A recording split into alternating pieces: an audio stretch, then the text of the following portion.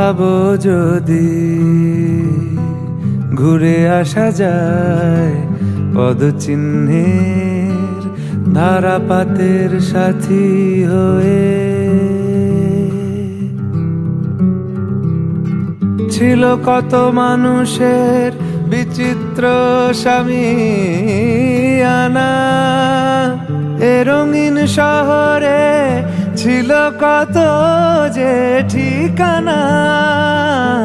পলি পড়ে যাওয়া সেই ঠিকানার দরজায় স্মৃতি নিয়ে যদি তুমি দাঁড়াও একবার,